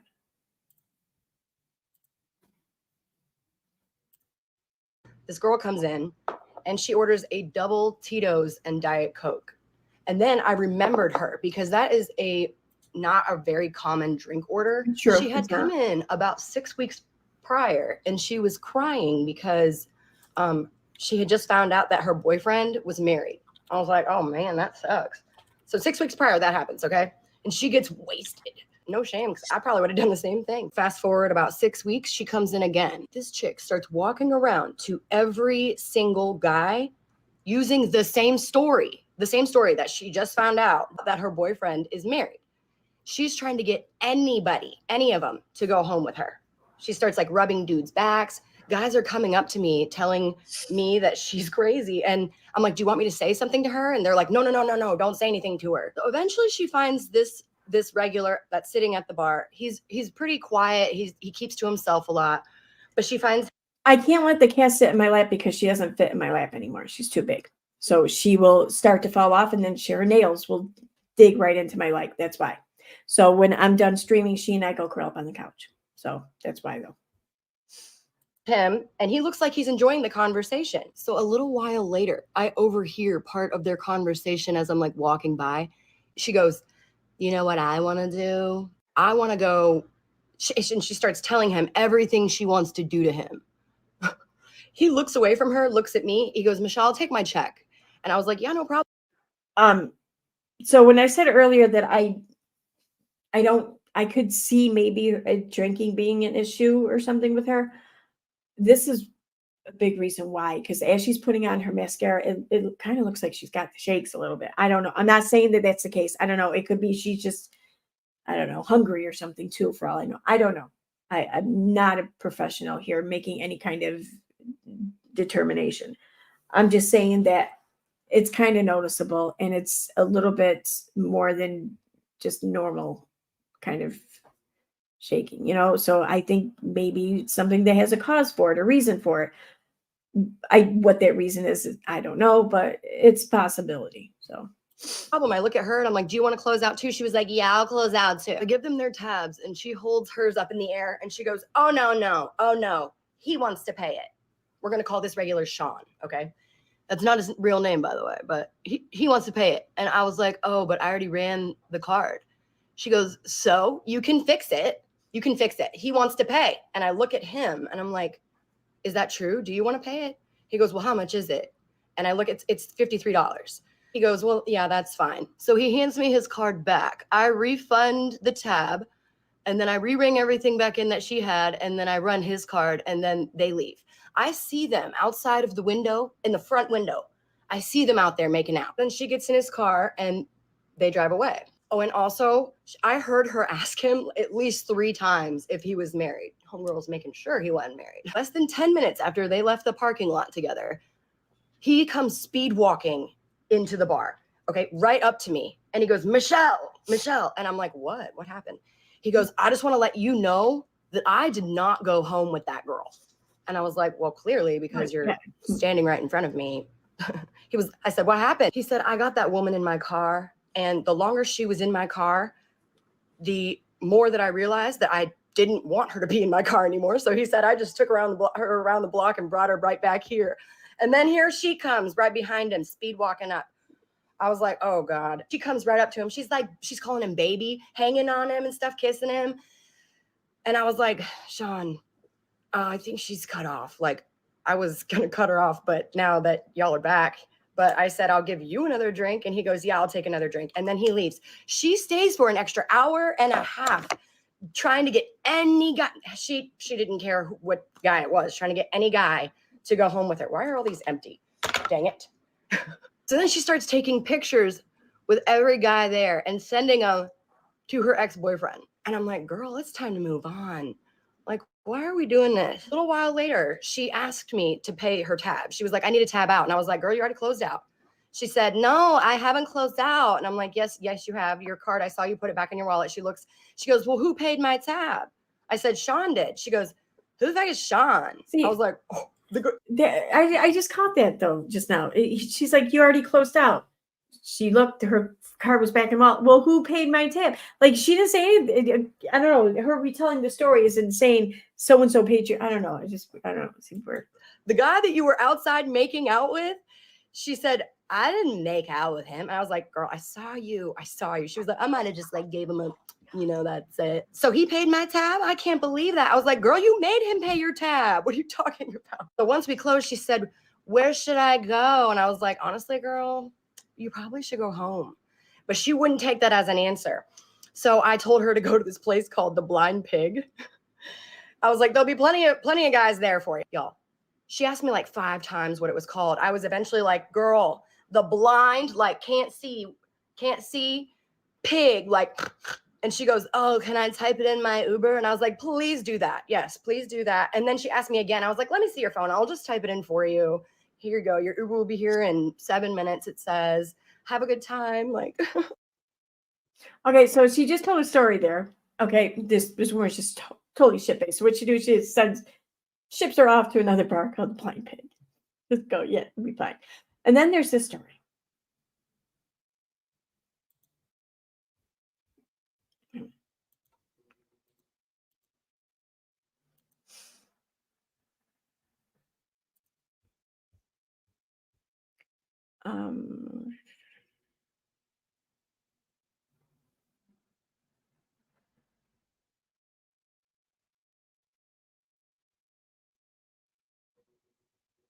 Right here. Then there's this story. she'll take a Tito's and cranberry. Oh yeah, can you make sure that's a double? Okay. And do you want to get anything? I'll get a what reposados do you have? And please do not say Casamigos because that is garbage. Well, besides Casamigos, we have Hornitos and Don Julio reposado. Ooh, Don Julio. Yeah, I'll do a Don Julio and soda. You got it. Oh, and hey, make sure hers is a double. Yeah, you said that. Do you actually want a double? Hey, huh? A double? Yeah, that's fine. I was just making sure. Dang, somebody's trying to get laid tonight. Yeah, she said she might let me in the back door if she gets enough of a buzz. Babe, stop. Y'all are funny. There's your drinks. Thanks. Here you go, babe. And you can start us a tab. You got it. Thank you. Oh, hey, did y'all want to get another round? Yeah, but she wants another double. What were you saying? I want to get it. I just told you she's going to get another double. Look, I was not talking to you. She was trying to speak, so I'm going to talk to her, okay? What were you trying to say? I'll just do a single this time, please. Yeah, girl, I got you. And do you want to do another Don Julio and soda? Do you want to make it a double this time? I'll just do a single. Oh, no? Just a single? Oh, yeah, you got to make sure you can still get it up, right? Yeah, I mean, she's not wrong, but there you go. I'll add it to y'all's tab. What would you like, love? Can I just get a rum and coke? But hey, thank you for saying something because I was standing right behind that couple and I was getting so pissed off until you said something. So thank you. I was too. I can't stand when people won't let other people speak for themselves. But yeah, I got you great.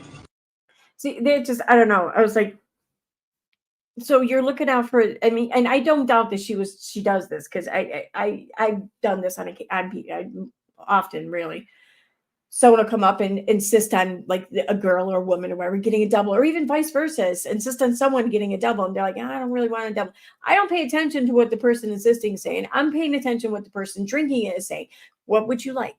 I will pour you whatever you want, single or a double. What would you like? You know, I get that, but you mean to tell me that that's how you are here, but then some drunk ass chick who's already like left once with this one dude, you know, with every intention to go to his place and sleep with him, and came back and is making out with, they're trying to make out with all these other people, and you just like, yeah, go to the blind pig.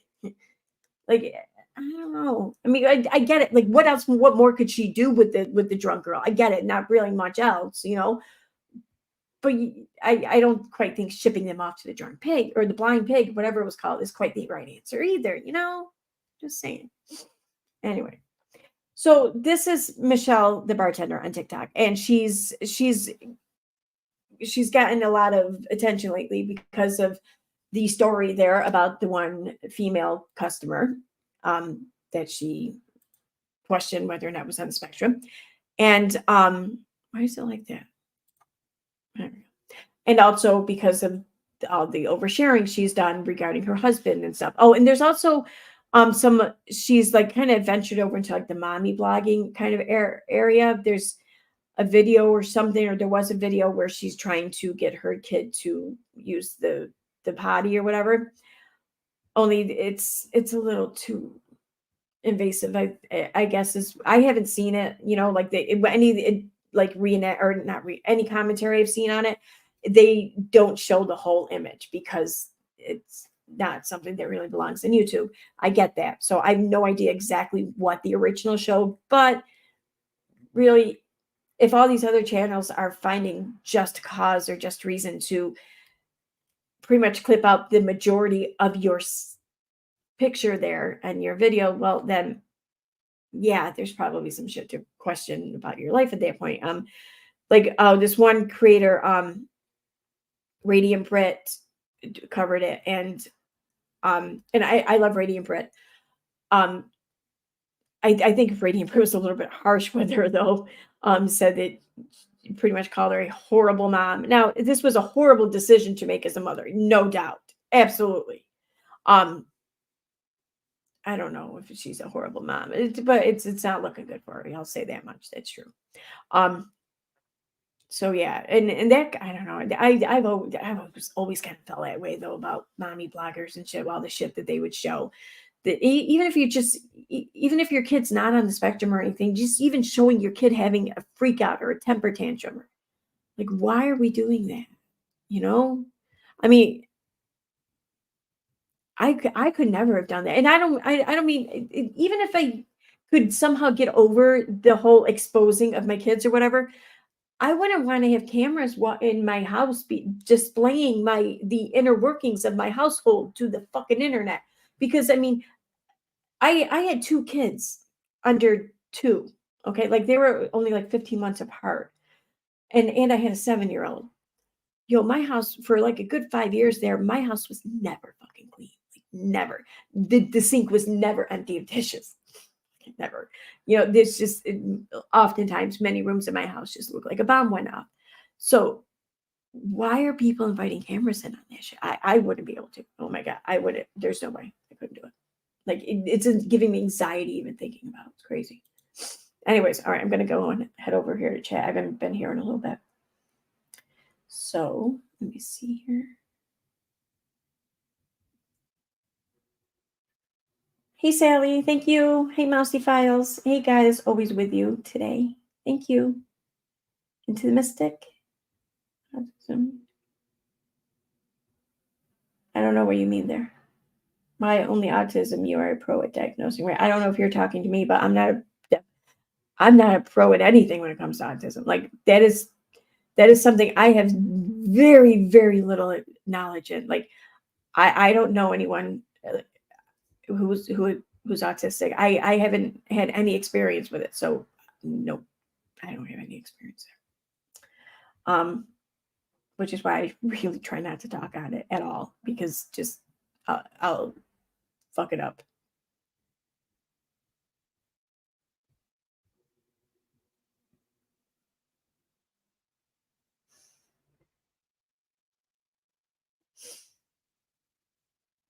Yeah. Oh, your son's 26. I have a 28-year-old. Yeah.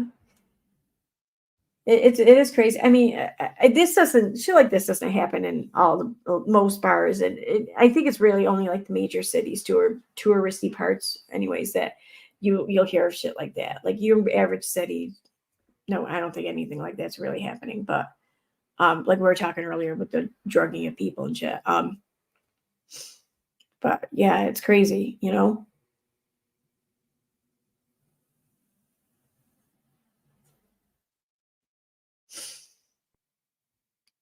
A person named what's up? Oh, you were talking to me. Okay, a bunch of bullshit. EKC judging other people for what they say about people. Hello, I'm a commentary channel. What the fuck do you think I'm talking about here? I'm not passing judgment on them as a person. I'm passing judgment on what they said. That's what I'm judging. So, what are you doing though? Am I in the chat there? Are you not passing judgment on me? Which is fine. You have every right to, but it just seems really odd to use the very same behavior to call out the behavior you're calling out. You know what I mean? So.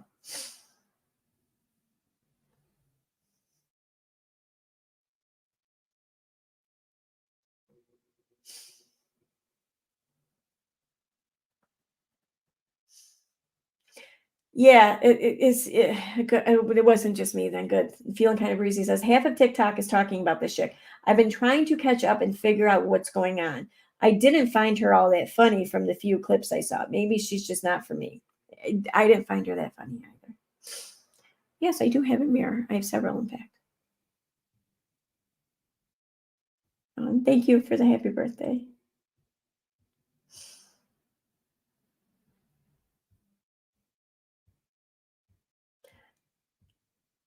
Anyway.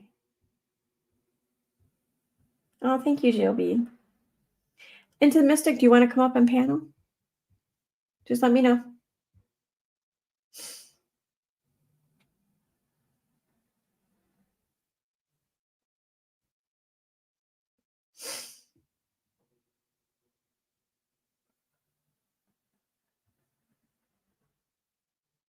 And you bet your ass I have lots of nerve. Yeah, I do. Try and get some yourself sometime. Anyway, all right, that was kind of mean. Maybe I shouldn't have said that. But I'm gonna stick with it though for now.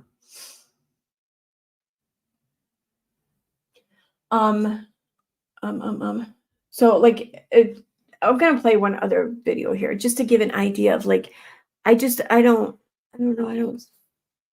I don't think it's that funny.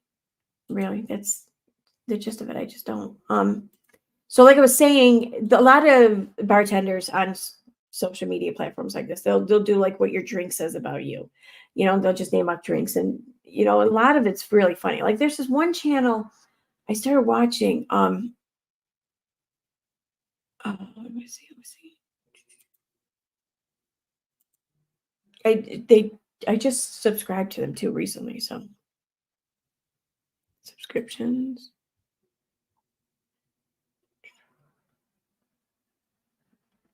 Latest. Oh no, it's not. Well, maybe it is. Wait a minute.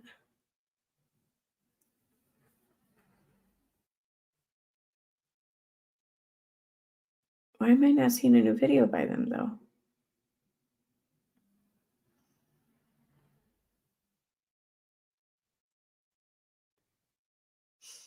Oh gee, oh that's why I'm not even past this day yet. Oh my god, it's crazy. Okay.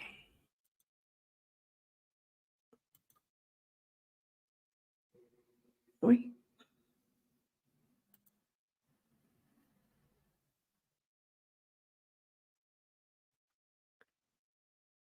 Oh, there we go. Okay, why I was gonna say, why can't I just pull up my list of subscriptions? It's crazy. Now I can. And I don't even know what letter it started with. I think maybe a D, because dive bar or something. Maybe not. I don't know. I'll try and find it, but they'll do they have a whole series of what your drink says about you that I find to be pretty accurate.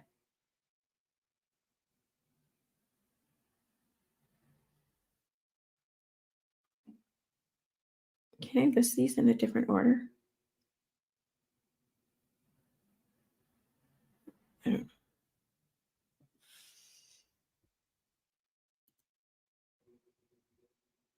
Oh, fuck it. I'll find it another time. But for now, let me go back to that one video I said I was going to pull up here.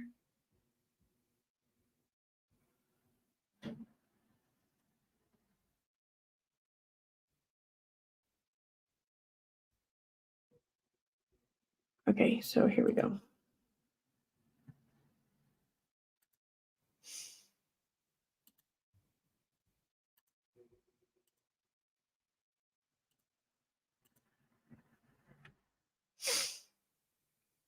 You drink whiskey and Coke, you probably have more guy friends than girlfriends. If you drink straight shots. See, I don't. What does that even mean? I mean, I'm guessing she's talking about a girl, so you probably have more guy friends than girlfriends.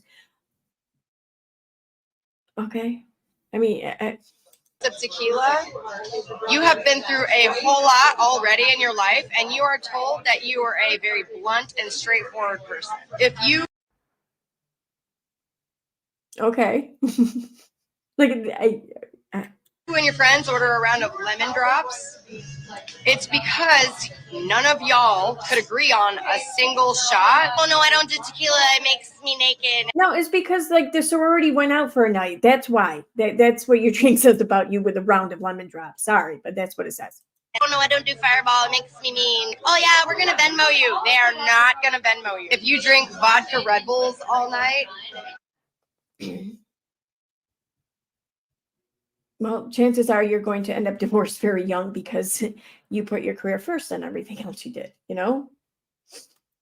you probably are not going to be going to sleep until the sun comes up. And I'm not saying that just because of the Red Bull. See, now that sounds to me like she's saying that it's because of the 8-ball that you just did. Which, yeah, I think that drink does kind of suggest that, yeah. If you drink Jaeger bombs, you are either in the military or you are retired military, and you're going to get into a fight tonight. You drink Rumplemans, you're either a bartender or you used to be a bartender or all your friends are bartenders. That is so fucking true. That is so accurate. Nobody fucking drinks Rumplemans except for bartenders. Except for people who are in the business. Nobody drinks that shit but the business. It's wow. Because nobody else drinks that. When you order shots for your friends, you do not get them Rumplemans because you know not everybody else can drink like you can. You drink Tito's and soda. This is exactly how many limes you are going to ask for. When you see us cutting limes at 11 o'clock at night, because more of the Tito's and soda people came in than we expected. If you are drinking wine. See, I still get a lot of lemons with vodka, especially Tito's. Like the limes we get an ridiculous amount of requests for lots of limes for anything related to do with tequila. Now, see, it used to be when I was younger going to bars, it was always lemon with tequila, you know? But no, like you offer someone a slice of lemon with their tequila now, and they'll look at you like you're a fucking alien. You know, like, what the fuck? What? You know, like you might as well have offered them a chicken wing with it or something, you know? But no, lime. It's all about lime with tequila. I don't get it. Like Patron Silver, Casamigos, whatever. And put like 5 limes in it. Like that's what I hear. At a dive bar, you are probably listening to a book on Audible and your sweater is giving academia vibes. You are probably we expect at night because more of the Tito's and soda people came in than we expected. If you are drinking wine at a dive bar, you are probably listening to a book on Audible and your sweater is giving academia vibes and it's 80 degrees outside. But you wouldn't be in a dive bar, chances are, if you're drinking wine in a dive bar, well, you're probably newly divorced.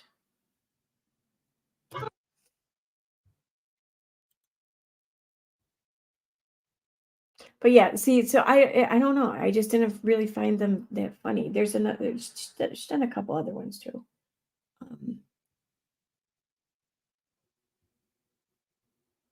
What's that? Can we over here?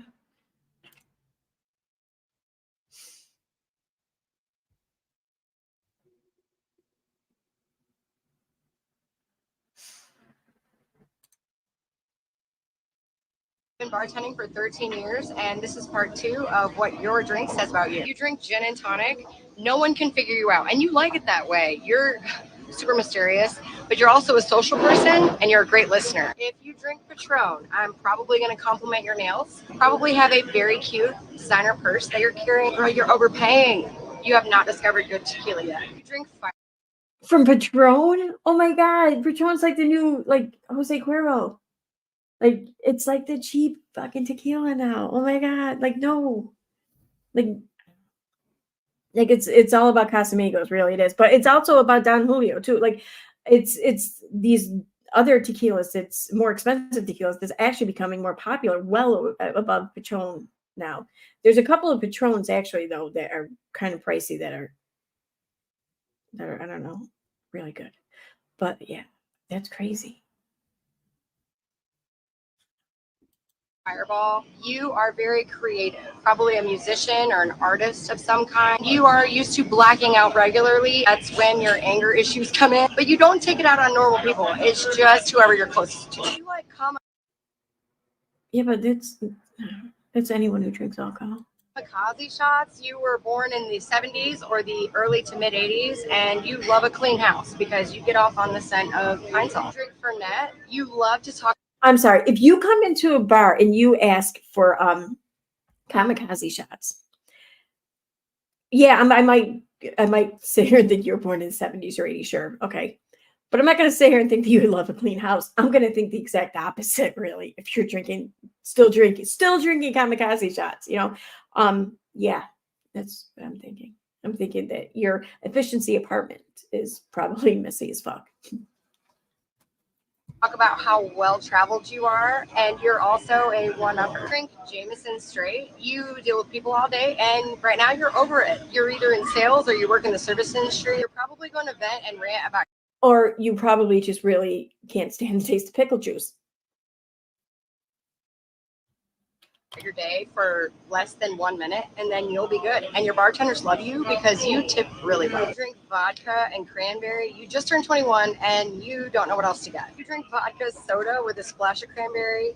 Girl, you need to cancel your gym membership because we all know you do not go. Drink bourbon on the rocks. When someone asks you what you do, you take so long to explain it that at the end of the day, nobody knows what you do. Drink Hennessy. I can smell y'all before I see y'all. And I am not talking about cologne or BL. Drink shots of vodka straight after. Anyway, I smell that every time I go into the fucking bathroom at work, it seems. Like it has nothing to do with Hennessy. Anyway. About 3, you are no longer the same person. You become so unpredictable that it scares people. It scares me. I'm scared of you. See, it's not very funny. Like, I mean, I guess she's trying to, be, all in good fun or humor or whatever, but it's just, it doesn't come out that way. I don't know. That's my opinion.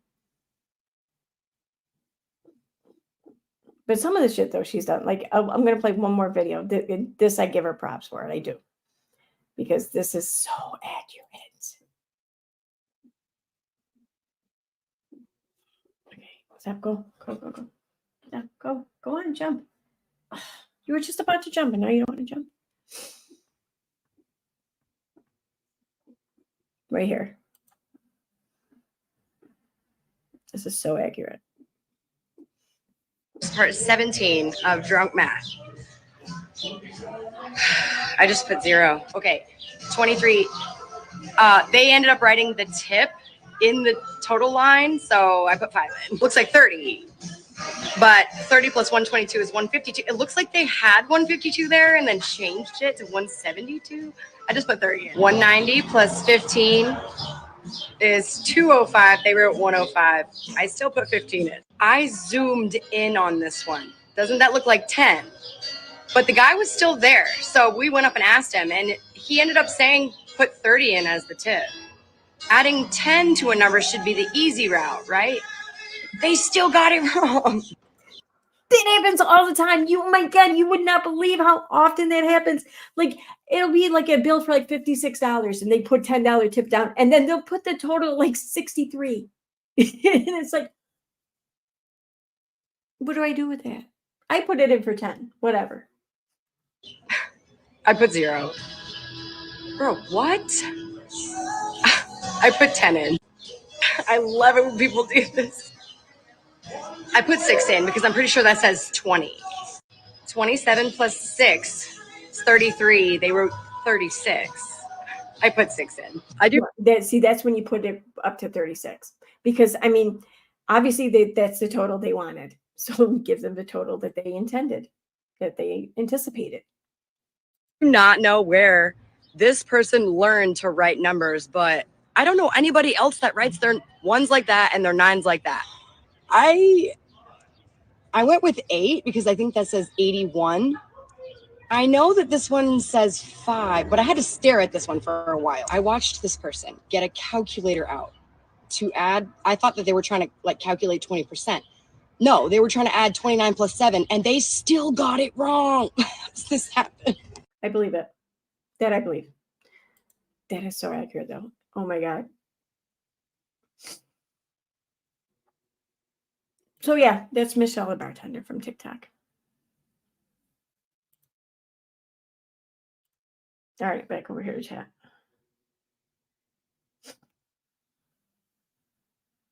You're a tequila people.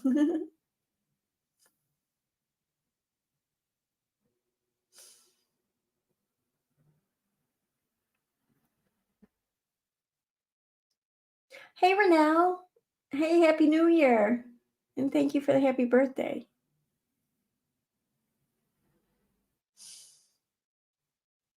Oh, I'm sorry. Into the Mystic. What can I do to entertain you more then, since I'm so... Oh my God, because that's why I'm here. I'm here to keep you entertained, to keep you from being bored. That's why I'm here. You know, there's a lot of, I mean, I don't want to sit here and like encourage people to not watch my shit and to go watch other shit. I mean, whatever, you do whatever you want, but you know, I'm not one to encourage that, but like, I mean, I don't want anyone to be miserable here either. So if this boredom is too much for you to handle, I will completely understand if you seek out something more exciting elsewhere. You know, you are more than welcome to do that. But I have a feeling though that you're not really bored. You're just, your excitement, your entertainment though isn't so much in watching a live stream. It's just in trying to insult me, and which is fine. Yeah, whatever. I can handle it. But I think you should be honest with yourself, you know? So.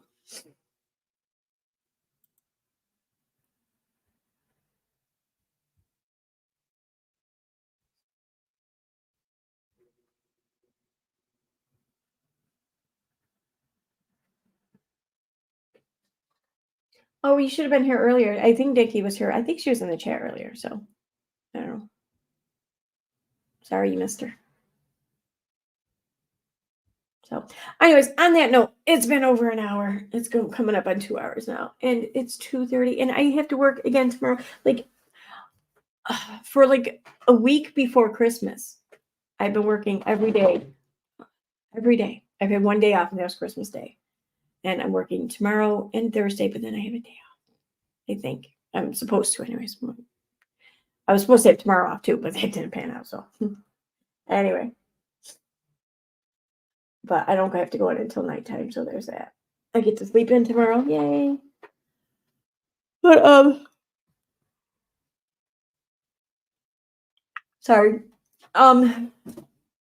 I will be live streaming this weekend. I'm probably not going to live stream though on Wednesday or Thursday. Probably not till Friday. So I'm gonna try and put something together too for that stream. But until then, thank you everyone for the birthday wishes, and thank you everyone for the birthday chats, super chats, and everything. I really appreciate it. Thank you. I'll see you guys later. Bye. Bye. Have a good night.